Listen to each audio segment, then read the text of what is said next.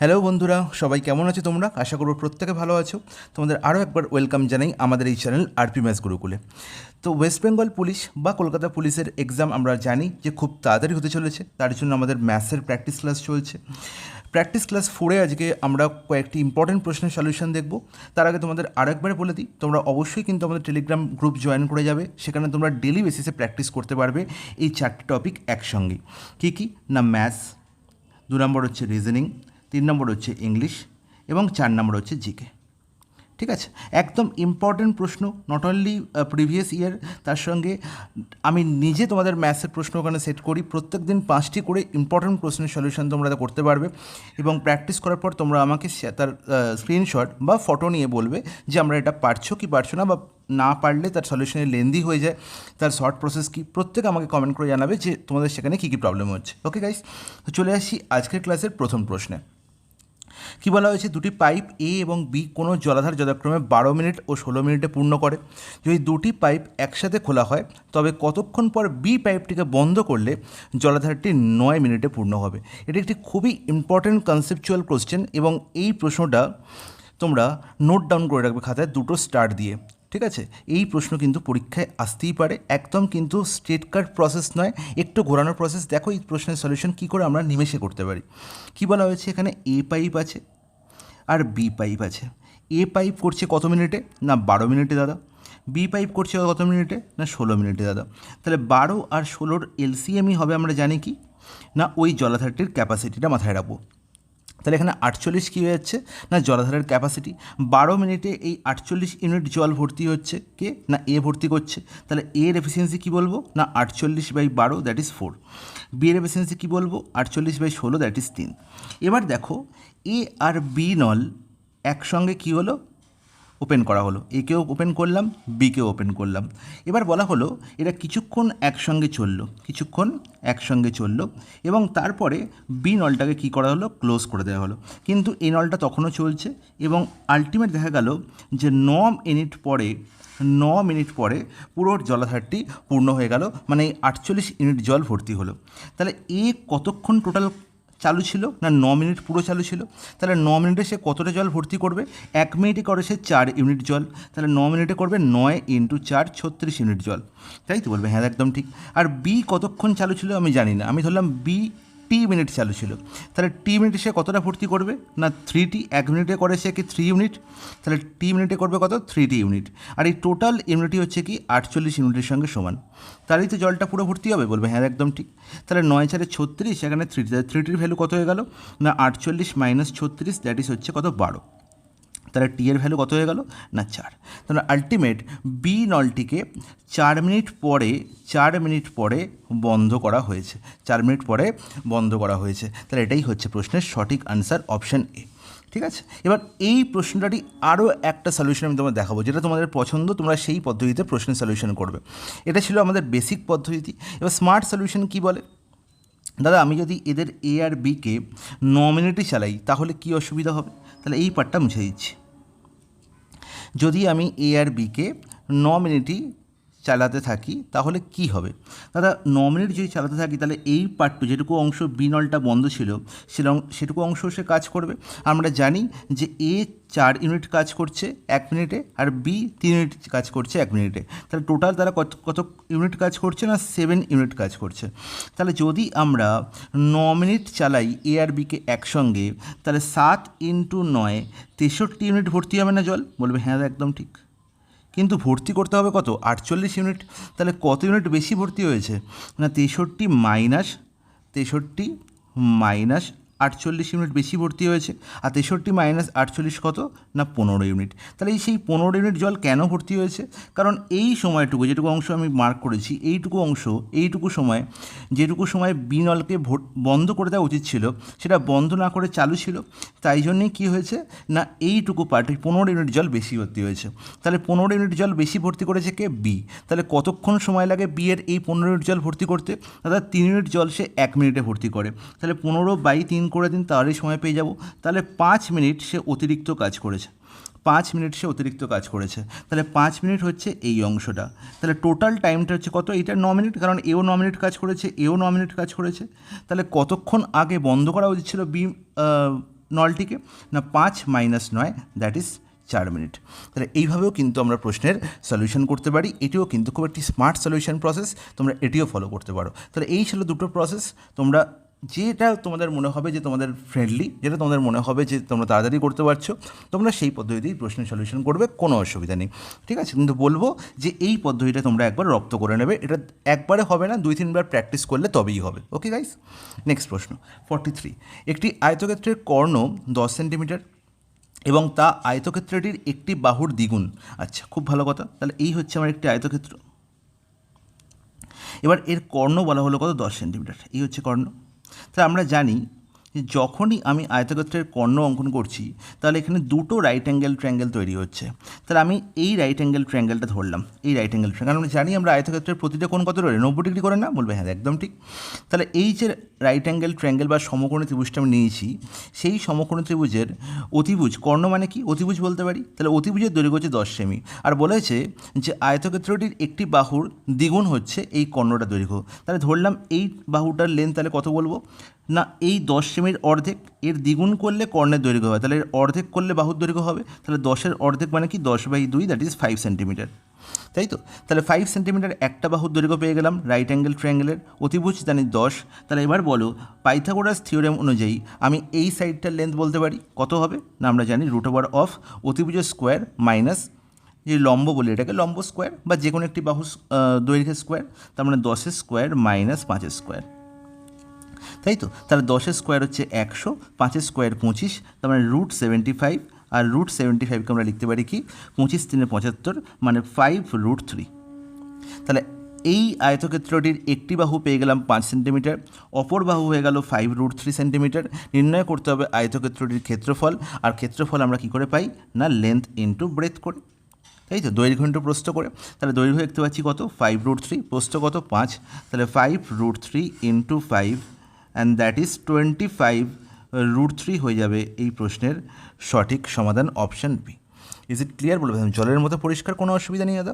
Next প্রশ্ন বলছে কোনো দ্রব্যের বিক্রয় মূল্য 616 টাকা হলে 12% লাভ হয়। আচ্ছা, আমরা জানি যে এই স্টেটমেন্টটা এটাই প্রকাশ করছে যে এখানে টাকার টার্মে বিক্রয় মূল্য দেওয়া আছে আর পার্সেন্টেজ টার্মে লাভ দেওয়া আছে। তাহলে আমরা জানি যে 12% লাভ, 12% প্রফিট, এর মানে হচ্ছে 112% হচ্ছে আমার সেলিং প্রাইস। এটা মাথায় রাখতে হবে, তাই তো? 12% লাভ মানে 100 টাকা যদি আমার সিপি হয় তাহলে প্রফিট হয়েছে 12 টাকা, আর সিপির সঙ্গে প্রফিট যোগ করলেই কি হয়? আমার সেলিং প্রাইস হয়। তাহলে 100-র মধ্যে 112 মানে হচ্ছে 112% হচ্ছে আমার সেলিং প্রাইস। আর এই 112%-এরই ভ্যালু বলা হয়েছে কত? 112%-এর ভ্যালু বলা হয়েছে 616 টাকা টাকার টার্মে। নির্ণয় করতে হবে আমাকে সিপি আগে নির্ণয় করতে হবে, কারণ বলা হয়েছে কি এই দ্রব্যটি 462 টাকায় বিক্রি করলে কত টাকা ক্ষতি হবে। তাহলে আমি সিপি মানে 100%-এর ভ্যালু পেয়ে যাব তখনই আমি লাভ বা ক্ষতি পরের ট্রানজাকশানে পেয়ে যাব। তাহলে 100%-এর ভ্যালু কত হচ্ছে? না, 616/112 × 100। তাহলে দেখো কাটাকুটি যাচ্ছে, খুব সহজে আমি দেখতে পাচ্ছি এখানে 4 দিয়ে কাটাকুটি যাচ্ছে, লাস্ট দুটো টার্ম 4 দিয়ে যাচ্ছে, মানে এখানে হচ্ছে 4×2 8, 4×8 32, মানে 28। এখানে হচ্ছে 4×15 60, 4×4 16, 154। আর কি 7 দিয়ে যাচ্ছে, 7×4 28, 7কে এখানে কত যাচ্ছে? 22 বার, আর এখানে 25। তাহলে 22 × 25, তাহলে 25 এখানে 2 50, মানে 550 হয়ে গেল আমার কস্ট প্রাইস। 550 হয়ে গেল কস্ট প্রাইস। নির্ণয় করতে হবে 462 টাকা বিক্রি করলে কত ক্ষতি হবে। তাহলে আমরা জানি যে সিপি থেকে এসপি বিয়োগ করলে তখনই কী পাই? লস বা ক্ষতি পাই, হ্যাঁ কি না? বলবে হ্যাঁ দাদা একদম ঠিক। সিপি কত? 550 না? বলবে হ্যাঁ দাদা একদম ঠিক। আর এসপি কত গো?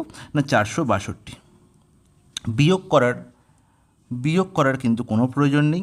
আমি বলবো সবসময় ইউনিট ডিজিট থেকে কাজ করবে বা একক স্থানীয় সংখ্যা থেকে কাজ করবে। তাহলে একক স্থানীয় অঙ্ক এখানে কী আছে? দেখো এখানে 2 আর এখানে 0, তাহলে 0 - 2, তার মানে আলটিমেট 10 - 2 করলে কত পাবো? 8 পাবো না? বলবে হ্যাঁ একদম ঠিক। তাহলে যেটা আমার আনসার হবে তার ইউনিট ডিজিট কত হবে? 8। সেটা একমাত্র অপশান ডি আছে। তার অপশান ডি হয়ে যাবে প্রশ্নের সঠিক সমাধান। নেক্সট প্রশ্ন চলে যাই 45। বড় থেকে ছোট সাজাও।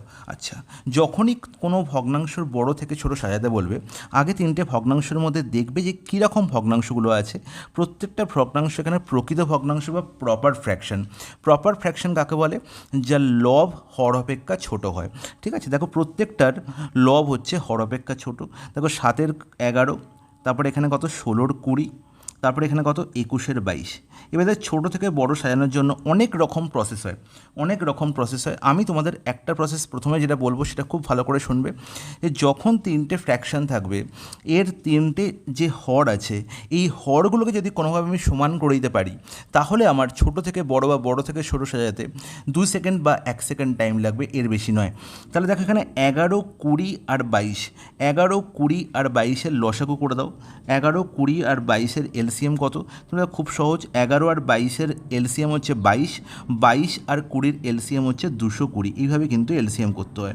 তাহলে এলসিএম 220, মানে প্রত্যেকটা হরকে তুমি 220 বানাও। তাহলে 11কে 220 বানাতে গেলে আমায় কী করতে হবে? 20 দিয়ে গুণ করতে হবে। তাহলে যখনই হরকে 20 দিয়ে গুণ করছি, লবকেও 20 দিয়ে গুণ করতে হবে, মাথায় রাখবো। সিমিলারলি এখানেও 220 করতে গেলে 16 ইন্টু কত করতে হবে? 20কে 220 করতে 10 দিয়ে গুণ না? বলবে হ্যাঁ একদম ঠিক, সরি 11 দিয়ে গুণ করতে হবে, ভেরি সরি। তাহলে 20কেও 11 দিয়ে গুণ করতে হবে। সিমিলারলি 21 আর 22, 22কে 220 করতে গেলে 10 দিয়ে গুণ, তাহলে 21 ইন্টু 10 আর 22 ইন্টু 10। Is it clear? বলবে হ্যাঁ জলের মতো পরিষ্কার, কোনো অসুবিধা নেই। তাহলে হয়ে গেল কত? 140/220। তাহলে এবার আর এই প্রত্যেকটার তলায় 220 হয়ে গেছে, আর 220 লেখার দরকার নেই। ঠিক আছে, এই পার্টটা কিন্তু তোমরা মুখোমুখি করবে, এটা কিন্তু ওরালি আনতে হবে। যে এই যে এই পার্টটা করেছি, এই পার্টটা কিন্তু তোমরা পরীক্ষায় করবে না, এটা তোমাদের ওরালি করে নিতে হবে। যত তোমরা মুখে ক্যালকুলেশন করবে তত তোমাদের টাইম বাঁচবে এবং তোমরা পরের প্রশ্নে তাড়াতাড়ি যেতে পারবে।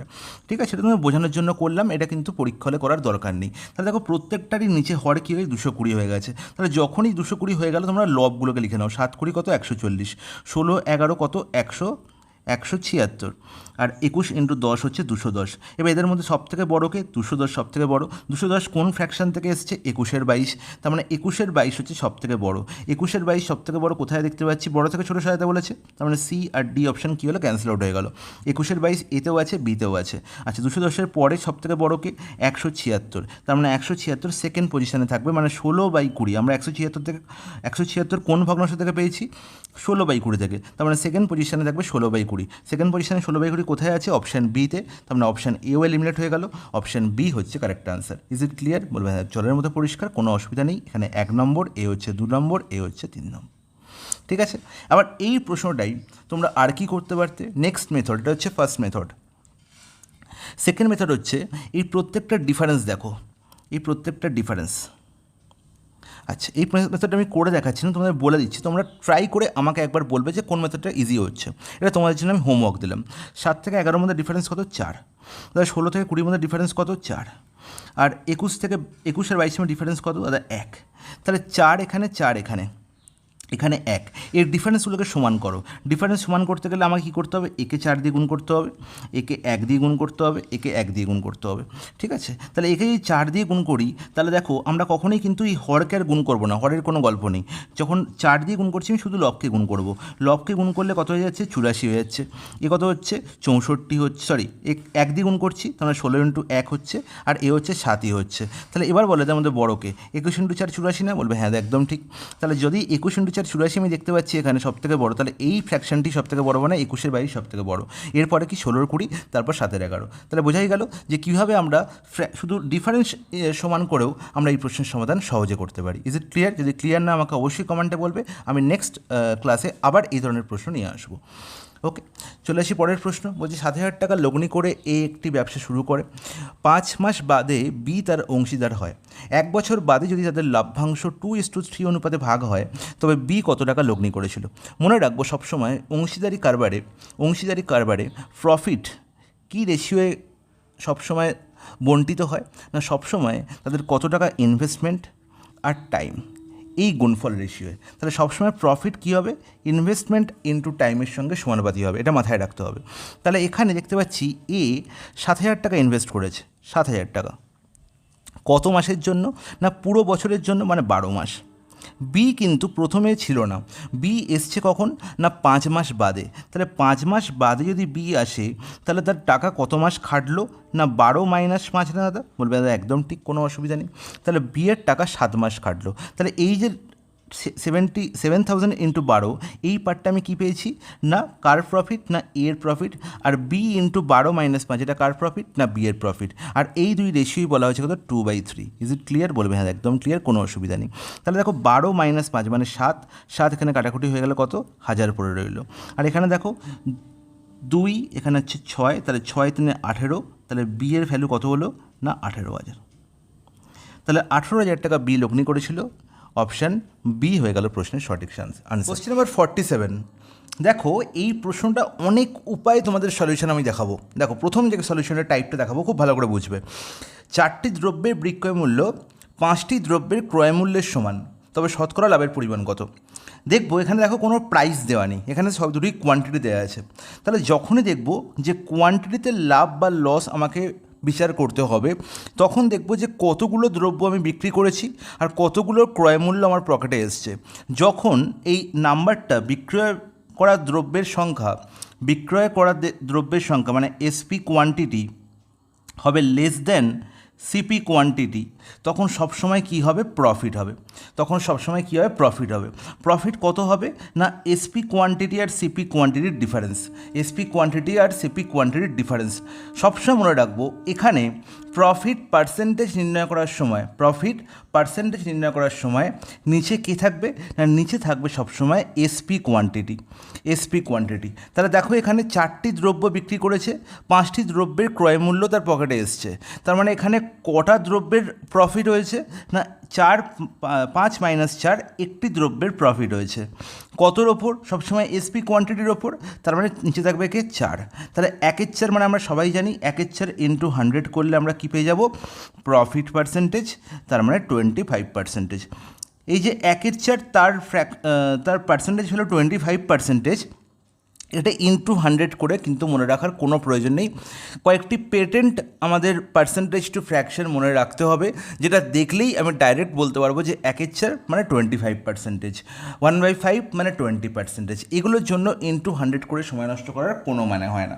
ঠিক আছে, আর কি মনে রাখবো এই প্রশ্ন থেকে, যদি SP quantity greater than CP quantity হয় তাহলে সবসময় মনে রাখবো লস হয়েছে। সবসময় মনে রাখবো লস হয়েছে। লস কত হয়েছে? সেম এসপি কোয়ান্টিটি আর সিপি কোয়ান্টিটির ডিফারেন্সই হবে লস। ডিফারেন্সই হবে লস। আর লস কার ওপর হবে? সবসময় এসপি কোয়ান্টিটির ওপরে। মাথায় থাকবে। তাহলে যখনই আমরা কোয়ান্টিটির ওপর লাভ বা লস বিচার করব, তখন আমরা নিচে পার্সেন্টেজ নির্ণয় করার সময় এসপি কোয়ান্টিটিকে রাখবো। Is it clear? বলবে হ্যাঁ জলের মতো পরিষ্কার দাদা, কোনো অসুবিধা নেই।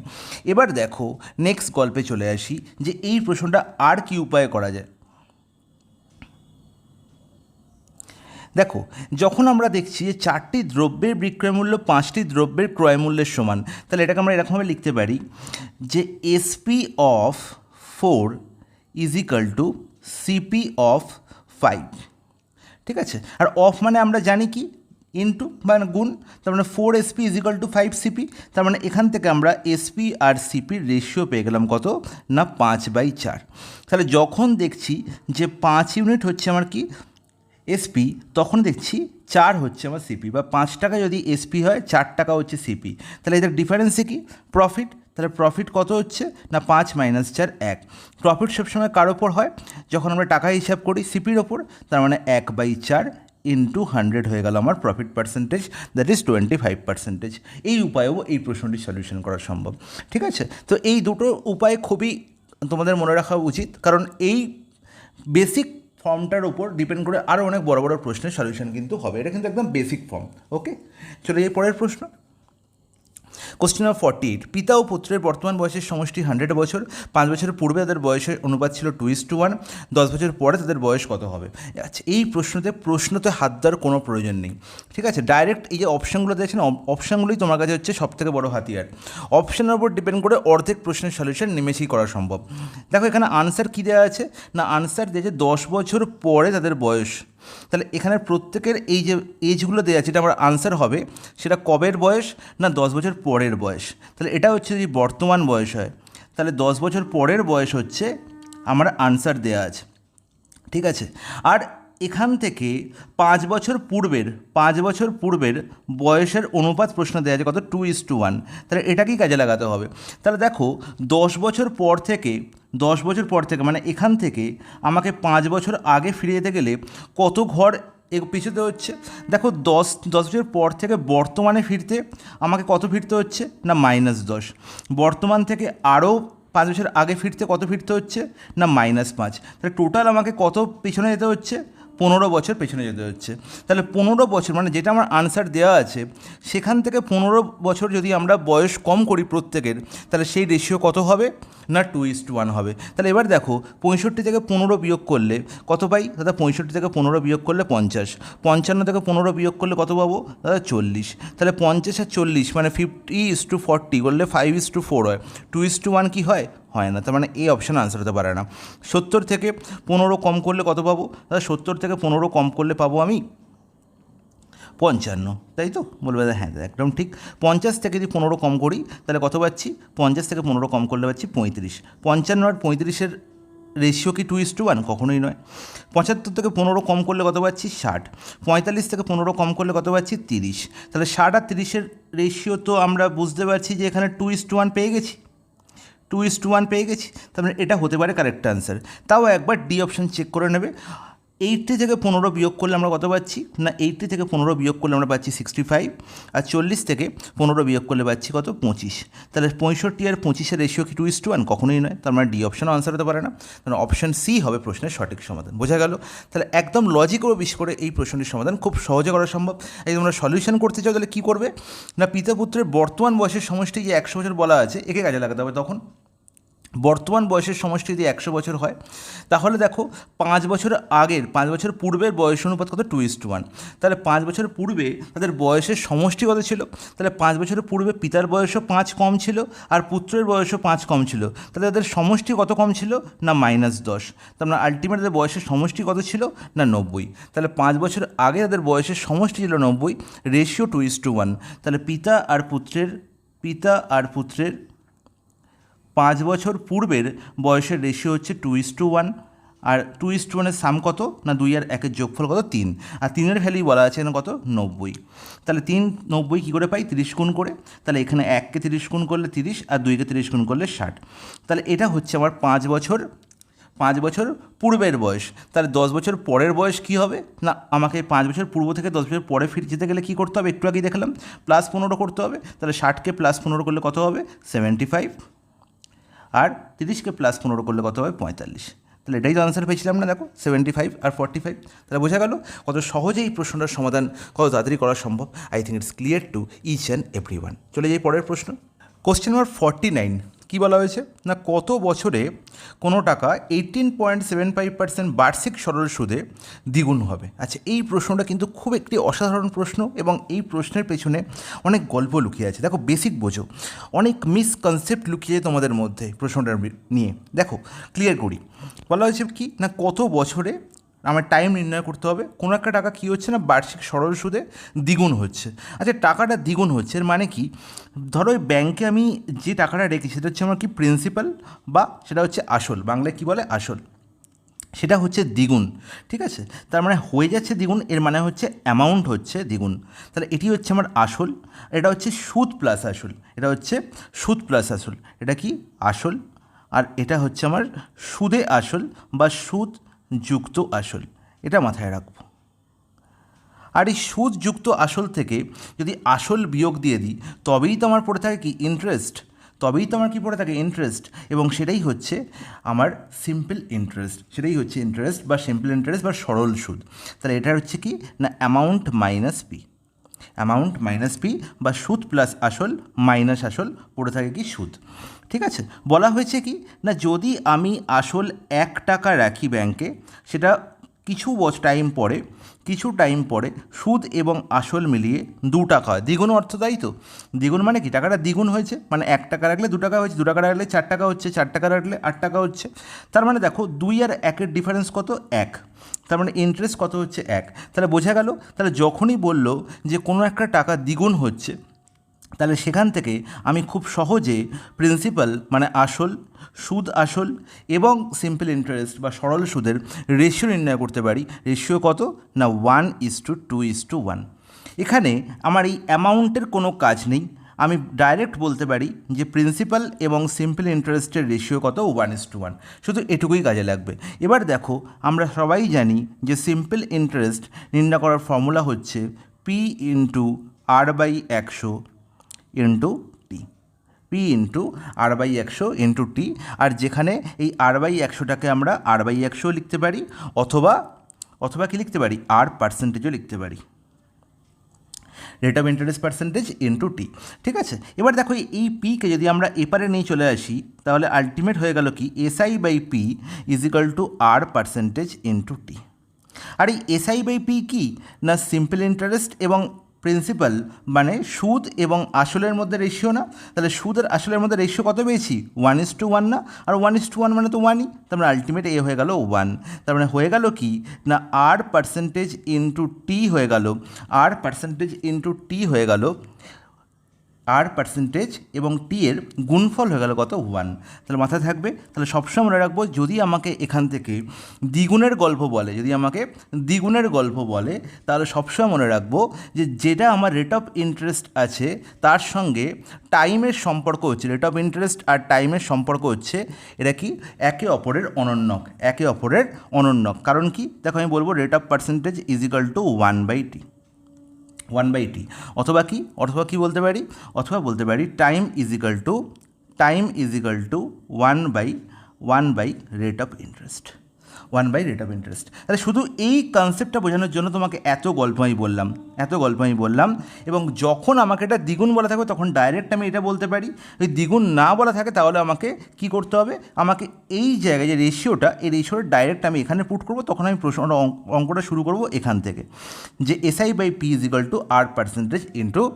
R% into T. এটা মাথায় রাখবে, ব্যাস, তাহলেই প্রশ্নের সমাধান শেষ। তাহলে যখন দ্বিগুণ হচ্ছে শুধু আমি এই ভদ্রলোকের ভ্যালু নির্ণয় করতে পারলেই, এই ভদ্রলোকের ফ্র্যাকশন ভ্যালু নির্ণয় করতে পারলেই তার অনন্য কী হয়ে যাবে আমার টি, টি বা টাইম। আচ্ছা 18.75% এর ফ্র্যাকশন ভ্যালু কি আমরা সহজে নির্ণয় করতে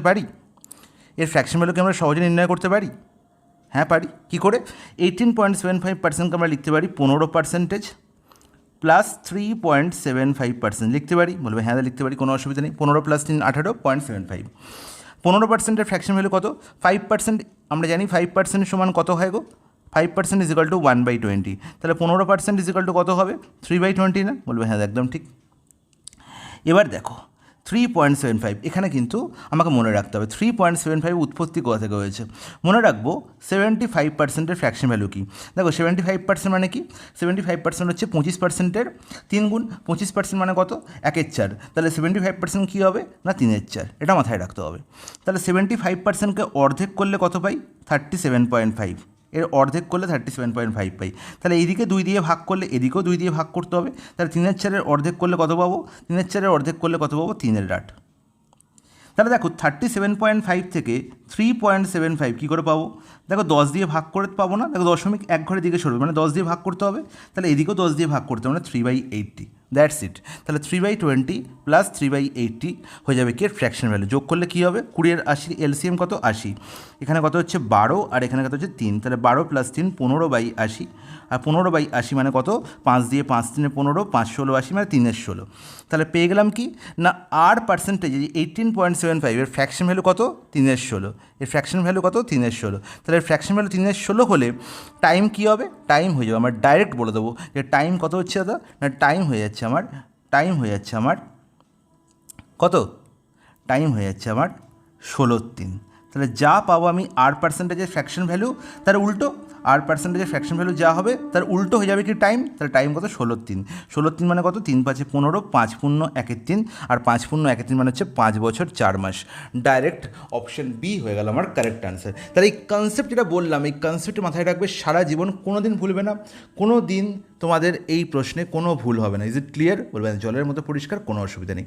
চলে যাই পরের কোশ্চেন 50-তে কী বলা হলো না, যদি দুটি সংখ্যার গুণফল 2160 এবং তাদের গসাগু 6 হয়, তবে সংখ্যা দুটোর গসাগু ও লসাগুর অনুপাত নির্ণয় করতে হবে।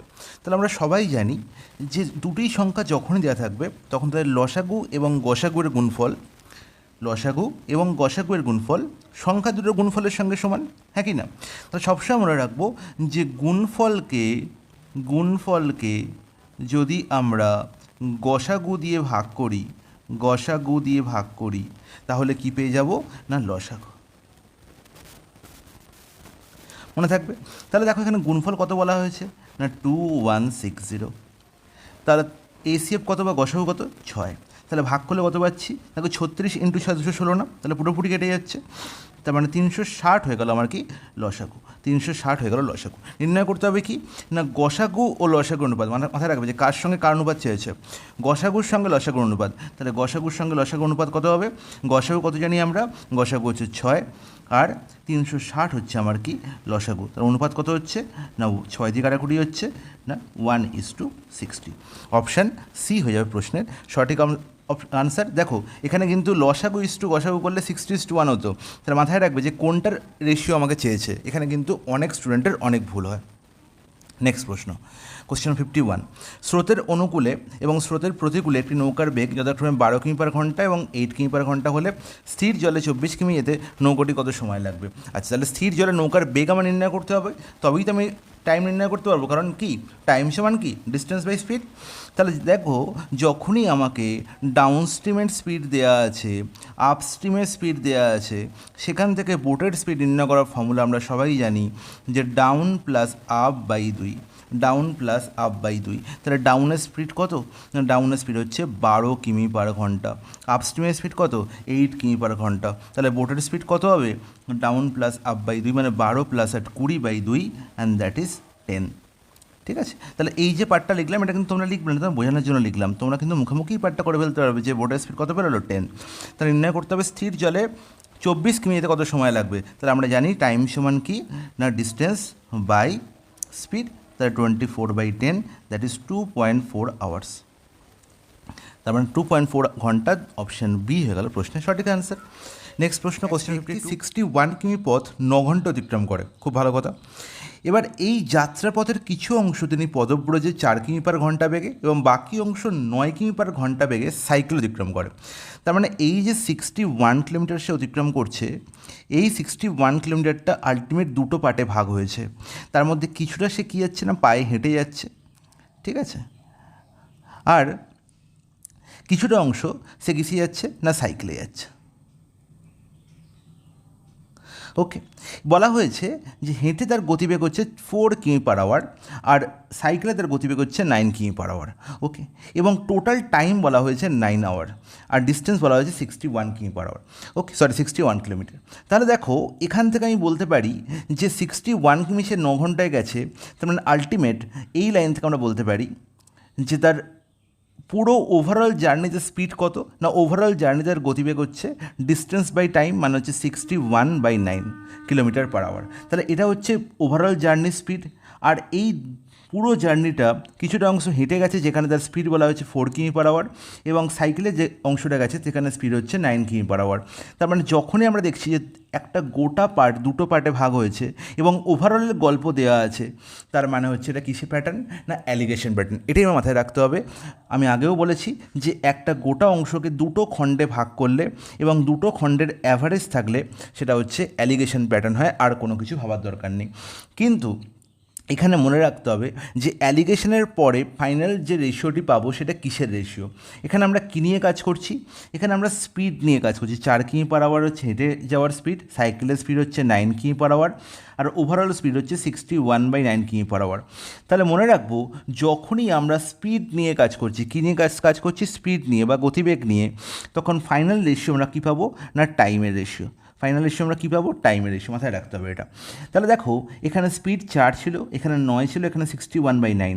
এই যে দেখছো নিচে ভগ্নাংশ আছে, তাহলে এই ভগ্নাংশকে অমিট করার জন্য আমার এটা করতে হবে, এই ভগ্নাংশটির নিচে যে বসে আছে মানে হরে যে বসে আছে তাকে দিয়ে বাকি দুটো টার্মকে গুণ করে দাও। তার মানে 4কে 9 দিয়ে গুণ করে দাও, আর 9কেও 9 দিয়ে গুণ করে দাও, আর 61/9কেও 9 দিয়ে গুণ করলে 9 9 ক্যান্সেল আউট হয়ে গেল, পড়ে রইল 61। ব্যাস, আর তো কোনো সমস্যা নেই, হয়ে গেল। দেখো না পূর্ণ সংখ্যা সব কটা। তাহলে 4 × 9 কত হলো 36, 9 × 9 কত হলো 81। তাহলে 36, 81 আর 61 অ্যালিগেশন করতে হবে, কত সুবিধা হবে দেখো। তাহলে আলটিমেট 81 থেকে 61 বিয়োগ করলে 20 পাবো এখানে, আর 61 থেকে 36 বিয়োগ করলে কত পাবো, 61 থেকে 36 বিয়োগ করলে আমরা পাবো কত না, এখানে হচ্ছে 25। ওকে, হ্যাঁ একদম ঠিক, কোনো অসুবিধা নেই। তাহলে এই যে রেশিওটি পেলাম 20:25, এখানে সিম্পলিফাই করে নাও, 5 দিয়ে 5 4 20, 5 5 25, তাহলে 4:5। তাহলে 4:5 রেশিও কী পেলাম না, টাইম রেশিও পেলাম। তাহলে 4 আর 5-এর যোগফল কি 9, তার মানে কি 4 ইউনিট টাইম লেগেছে হেঁটে যেতে, 5 ইউনিট টাইম লেগেছে সাইকেলে যেতে, টোটাল টাইম লেগেছে কত 9 ইউনিট। আর এই 9 ইউনিটেরই ভ্যালু কত বলা হয়েছে, টোটাল কত টাইম লেগেছে 9 ঘন্টা না, বলবে হ্যাঁ একদম ঠিক। তাহলে 9 ইউনিটের ভ্যালু যদি 9 আওয়ার্স হয়, তাহলে আমি বলবো যে স্পিড এখানে কার ছিল প্রথমে, হেঁটে যাওয়ার স্পিড না, তাহলে হেঁটে যেতে টাইম লেগেছে কত না 4 ঘন্টা, আর সাইকেলে কত টাইম লেগেছে 5 ঘন্টা। ইজ ইট ক্লিয়ার, বলবে হ্যাঁ একদম ঠিক। নির্ণয় করতে হবে কি, তিনি পদব্রজে কতটা দূরত্ব অতিক্রম করেছিলেন, মানে হেঁটে কতটা দূরত্ব অতিক্রম করেছিলেন। আর দূরত্ব ডিস্টেন্স সমান কী হয় না স্পিড ইন্টু টাইম। স্পিড কত, হেঁটে যাওয়ার স্পিড হচ্ছে 4 কিমি/আওয়ার, একদম ঠিক। আর টাইম লেগেছে কত 4 ঘন্টা, তাহলে 4 × 4 16 কিলোমিটার ছিল তার হেঁটে যাওয়া দূরত্ব বা হেঁটে যাওয়া অতিক্রান্ত পথ। তাহলে অপশান এ হয়ে গেল প্রশ্নের সঠিক সমাধান। I think it is clear to everyone. Next প্রশ্নে চলে যাই। 53, একটি আয়তক্ষেত্রাকার বাগানের দৈর্ঘ্য ও প্রস্থ যথাক্রমে 100 মিটার ও 80 মিটার। বাগানের চারদিকে 10 মিটার চওড়া রাস্তা আছে, রাস্তাটির ক্ষেত্রফল। আগেও এই প্রশ্নের সলিউশন করেছি এবং বেস্ট মেথড দেখিয়েছি, আমি আর এটাকে ইলাবোরেট করবো না। এবার তোমাদের বলবো ডাইরেক্ট শর্টকাট কী ছিল, বাগানের চারপাশে মানে বাইরের দিকে রাস্তা আছে, যত মিটার চওড়া তার সঙ্গে তত মিটার যোগ করে দাও, মানে 10-এর সঙ্গে আরও 10 অ্যাড করলে হয়ে যাচ্ছে কত 20। এই যে 20 পেয়ে গেলাম, এবার 20-র সঙ্গে আমি কী করবো, 20-র সঙ্গে দৈর্ঘ্য একবার গুণ করবো 100, তার মানে 100 × 20। 20-র সঙ্গে আমি একবার প্রস্থ গুণ করব, মানে 80 × 20, আর 20-র সঙ্গে 20কে একবার গুণ করে দেবো, তার মানে 20 × 20। তাহলে এটাই হয়ে যাবে আমার রাস্তার ক্ষেত্রফল। এটা কি পেয়ে যাব, রাস্তার ক্ষেত্রফল কত 100 × 20 মানে হচ্ছে 2000, 80 × 20 মানে 1600, 20 × 20 মানে হচ্ছে 400। তাহলে 1600, 400, 2000, 2000 আর 2000 যোগ করলে 4000 হয়ে যাবে আমার কারেক্ট আনসার। অপশান কোথায়, অপশান ডি হয়ে গেল প্রশ্নের সঠিক সমাধান। তাহলে বোঝা গেল কী করে এই প্রশ্ন সেকেন্ডে ওড়াতে হয়। এটাই ছিল নিমেষ অঙ্কের ট্রিক্স। কী বলা হয়েছে, পরপর 7টি সংখ্যার গড় বলা হয়েছে 20, নির্ণয় করতে হবে বৃহত্তম সংখ্যাটি। বৃহত্তম সংখ্যাটি কী হবে, তোমরা ডাইরেক্ট বলতে পারবে বৃহত্তম সংখ্যাটা হবে, দাদা এর সঙ্গে 3 যোগ করে দিন, তাহলে 23 হয়ে যাবে আমার কারেক্ট আনসার। কী করে, দেখো 7টা সংখ্যা বলা হয়েছে, এখানে 7 কী নাম্বার, অড না ইভেন, তোমরা 7 হচ্ছে অড নাম্বার। তাহলে যখনই 7টা সংখ্যা দেখতে পাচ্ছি এবং এখানে দেখতে পাচ্ছি পরপর সংখ্যা আছে, মনে রাখবো যদি অড সংখ্যক সংখ্যা থাকে, ঠিক আছে, বিজোড় সংখ্যক সংখ্যা থাকে, তাহলে সবসময় মাঝের নাম্বারটি, মিডলের নাম্বারটি হবে অ্যাভারেজ। মিডলের নাম্বারটা মানে কি, 7টা সংখ্যা কীরকম 1 2 3 4 5 6 7, তাহলে এখানে মিডিল নাম্বার কোনটা না, এটা হচ্ছে মিডিল নাম্বার না, বলবে একদম ঠিক। তাহলে মিডিল নাম্বারটা কততম পজিশনে আছে, দেখো 1 2 3 4th পজিশনে আছে। তাহলে 4 থেকে দেখো এদিকেও 3টে সংখ্যা, 4 থেকে বাঁদিকেও 3টে সংখ্যা। ইজ ইট ক্লিয়ার, বলবে একদম কোনো অসুবিধা নেই, একদম জলের মধ্যে পরিষ্কার। তাহলে 4th নাম্বারটাই যে অ্যাভারেজ হবে সেটা পেলাম কি করে, দেখো এই 7টা নাম্বার আছে না, এর সঙ্গে 1 যোগ করে দাও, 2 দিয়ে ভাগ করে দাও, তাহলে খুলে হয় কত 4 হয় না। তাহলে এটাই হচ্ছে 4th সংখ্যা, যে হচ্ছে কি অ্যাভারেজ, তাহলে এই 4th সংখ্যার ভ্যালু কত বলা হয়েছে 20। এবার দেখো সংখ্যাগুলো কি পরপর সংখ্যা বা কনজিকিউটিভ নাম্বার। তাহলে কনজিকিউটিভ নাম্বার মানে কি, পরপর সংখ্যাগুলোর মধ্যে গ্যাপ কত করে হবে 1 করে হবে। তাহলে যদি ডান দিকে যাই তাহলে 1 করে ইনক্রিজ হবে। তাহলে আমাকে কোন নাম্বারটি বৃহত্তম সংখ্যা হবে, অবশ্যই একদম রাইট মোস্ট সংখ্যাটি, তার মানে 7th যে সংখ্যাটি, হ্যাঁ কি না। তাহলে 7th সংখ্যা ভ্যালু কী হবে, 4 থেকে 7-এ যাচ্ছি মানে 3 ইনক্রিজ করছে, তাহলে 20-র সঙ্গে ডাইরেক্ট 3 ইনক্রিজ করে 23 হয়ে যাবে আমার কারেক্ট আনসার। তাহলে যদি বলতে স্মলেস্ট নাম্বারটি কত হবে, তাহলে কী করতাম, তাহলে অবশ্যই একদম ফার্স্ট নাম্বারটি, তাহলে 4 থেকে ফার্স্ট নাম্বারটি মানে কি, কত আমি ডিক্রিজ করলাম, 3 ডিক্রিজ করলাম, তাহলে থেকে 3 ডিক্রিজ করলে কত পাবো 17 পাবো আমি স্মলেস্ট নাম্বার। এটাই হচ্ছে একদম সবথেকে ইজি ট্রিক্স এই ধরনের প্রশ্নের সলভ সহজে করার। ওকে গাইস, চলে যাই পরের প্রশ্ন। কোশ্চেন 55, মানে 2 অঙ্কের একটি সংখ্যার অঙ্কদ্বয়ের যোগফল হচ্ছে 8, সংখ্যাটি থেকে 18 বাদ দিলে সংখ্যাটিতে অঙ্কগুলো স্থান পরিবর্তন করে। এই লাইনটার মধ্যেই লুকিয়ে আছে আসল গল্প। তাহলে যদি একটা সংখ্যার দুটো অঙ্ক এরকম হয় এক্স ওয়াই, তাহলে সংখ্যাটা থেকে যদি আমি 18 বিয়োগ করি তাহলে যে সংখ্যাটা পাবো তার অঙ্কগুলো ফরম্যাট হবে এরকম ওয়াই এক্স। তাহলে এটাই হচ্ছে অ্যাকচুয়াল প্রশ্নটা। এবার এই প্যাটার্নের প্রশ্ন সলভ করার কোনো প্রয়োজন নেই, আমি ডাইরেক্ট দেখব অপশানে কী আছে। তাহলে আমাকে 35 দেখতে পাচ্ছি প্রথম অপশানে আছে, তার মানে 35 থেকে আমি 18 বিয়োগ করলে যে আনসারটা পাবো সেই আনসারটা এরকম হবে 53। খালি অঙ্কগুলো মানে ডিজিটগুলো স্থান পরিবর্তন করবে, 3-এর জায়গায় 5, 5-এর জায়গায় 3। এবার বলো 35 থেকে কোনো একটা সংখ্যা বিয়োগ করলে তার থেকে বেশি সংখ্যা কি পাওয়া সম্ভব? তাহলে 53 কখনোই পাওয়া সম্ভব নয় 35 থেকে কিছু বিয়োগ করে, তার মানে এটা আনসার হতে পারে না। এবার দেখো অপশান সি এর দিকে দেখো 44 দেখো এটা একই টার্ম পরপর দেখতে পাচ্ছি। তাহলে 44 থেকে কোনো কিছু বিয়োগ করলে, 0 বাদ দিয়ে কোনো কিছু বিয়োগ করলে কি 44 আবার ফিরে আসা সম্ভব? কখনোই সম্ভব নয়। তার মানে অপশান সিও অটোমেটিক্যালি এলিমিনেট হয়ে গেল। 62 থেকে 18 বিয়োগ করলে দেখো 8 থেকে 2 কত 4, তাহলে 4 তো কোথাও নেই, 6 আর 2-এর মধ্যে 4 কি কোথাও আছে? কোথাও তো নেই, তাহলে কোনোভাবেই এটাও আনসার হতে পারে না। 53 থেকে 18 বিয়োগ করি, দেখো এখানে 8 থেকে 13 5, এখানে 35, তাহলে দেখো 53 দুটো ডিজিট স্থান পরিবর্তন করে 35ই হবে, তার মানে এটিই হবে কারেক্ট আনসার। কোনো রকম কোনো অঙ্ক করার কোনো প্রয়োজন নেই, খালি অপশান দিই কাজ শেষ। নেক্সট প্রশ্ন 56 বলছে এ এর 90% ইজিক্যাল টু বি এর 30%, খুব ভালো কথা, এবং বি ইজিক্যাল টু হচ্ছে এ ইন্টু এক্সের 2%। আচ্ছা এই কথাটা দুবার হয়ে গেছে, এখানে কেটে দাও। তবে এক্সের ভ্যালু নির্ণয় করতে হবে, খুবই ইজি। এখান থেকে এই যে ফার্স্ট স্টেটমেন্টটি আছে, এখান থেকে বোথ সাইডে পার্সেন্টেজের কোনো গল্প নেই, পার্সেন্টেজ সাইন আমি কী করতে পারি এখান থেকে অমিট করে দিতে পারি, কারণ এ এর 90%, এ এর 90% মানে এ ইন্টু 90% মানে 90/100, তাই তো। আর বি এর 90% মানে বি ইন্টু 30/100। তাহলে দেখো এখান থেকে এই 100 তো ক্যান্সেল আউট হয়ে যাবে, তার মানেই বললাম যে পার্সেন্টেজ সাইনে কোনো ভূমিকা নেই। পার্সেন্টেজ সাইনকে তোমরা ডাইরেক্ট অমিট করে দিতে পারো, ডাইরেক্ট তোমরা লিখবে যে এ বাই বি আমি লিখবো কত 30/90 অ্যান্ড দ্যাট ইজ 1/3। তাহলে এ বাই বি এর ভ্যালু পেলাম কত না 1/3। এবার দেখো এই পার্টটা থেকে আমি কী দেখতে পাচ্ছি না বি ইজিক্যাল টু এ ইন্টু এক্সের 2%, মানে এক্সের 2% মানে এক্স ইন্টু 2/100, হ্যাঁ কি না? বলবে হ্যাঁ একদম ঠিক। আর এখান থেকে দেখো বি বাই এ পেয়ে গেলাম, আর এখানে রইল কি এক্স ইন্টু 2/100। তাহলে দেখো বি বাই এ আমি এখানে এ বাই বি পেয়েছিলাম কত 1/3, তাহলে বি বাই এ কত হবে? বি বাই এ 3/1 হবে না? বলবে হ্যাঁ একদম ঠিক, কোনো অসুবিধা নেই। তাহলে এখান থেকে 3/1 লিখে দাও। 3/1 হলো কত না x into 2/100। Is it clear? তাহলে এখান থেকে এক্সের ভ্যালু কত হলো দেখো 300/2 মানে 150। তার মানে অপশান ডি হয়ে গেল প্রশ্নের সঠিক সমাধান। চলে যাই পরের প্রশ্ন, কোশ্চেন 57। কোনো ত্রিভুজের তিনটি কোণের যোগফল, তিনটি কোণ যথাক্রমে 3x ডিগ্রি, 2x - 7 ডিগ্রি এবং 4x - 11 ডিগ্রি হলে এক্স কত হবে? তাহলে আমরা জানি একটি ট্রায়াঙ্গেলের তিনটে কোণের যোগফল সবসময় কত হয় না 180 হয়। তিনটে কোণের যোগফল কত না তিনটে কোণের যোগফল হচ্ছে 180 ডিগ্রি। তাহলে এদের সাম কত হবে? 180 ডিগ্রি হবে না? বলবে হ্যাঁ একদম ঠিক। তাহলে এদের সাম কত হবে? এদের সাম হয়ে যাবে আমার 3x + 2x 5x + 4x 9x -7 আর -11 মানে হচ্ছে -18। তাহলে 9x - 18 ইজিক্যাল টু কত 180। তাহলে দেখো 9 কমন যাচ্ছে না, 9 কমন গেলে কী হচ্ছে x - 2 ইজিক্যাল টু 9 দিকে ভাগ হয়ে গেলে কত না 20। তাহলে বলো এক্সের ভ্যালু কত হলো না 20 + 2 22 ডিগ্রি। তাই নির্ণয় করতে হবে এক্সের ভ্যালু কত, অপশান বি হয়ে গেল প্রশ্নের সঠিক সমাধান। Question 58।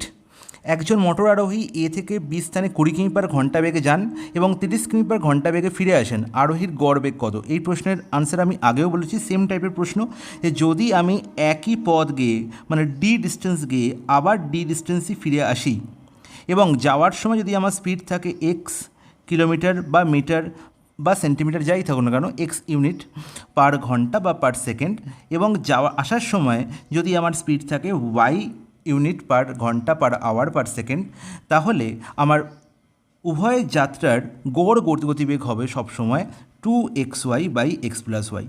Direct answer. Average speed কত হবে? অ্যাভারেজ স্পিড হবে 2xy/x + y। তাহলে এখানে এক্সের ভ্যালু কত 20, ওয়াই ভ্যালু কত 30। তার মানে আনসার বলবো কি 2 × 20 × 30/20 + 30 50। Is it clear? বলবে না জলের মতো পরিষ্কার, কোনো অসুবিধা নেই। 0 0 ক্যান্সেল আউট করো, 5 6 30, তাহলে 6 2 12 2 24 কিমি/আওয়ার। অপশান ডি হবে প্রশ্নের সঠিক সমাধান। তো এই ছিল তোমাদের আজকের 58 অবধি কোশ্চেনের সলিউশন।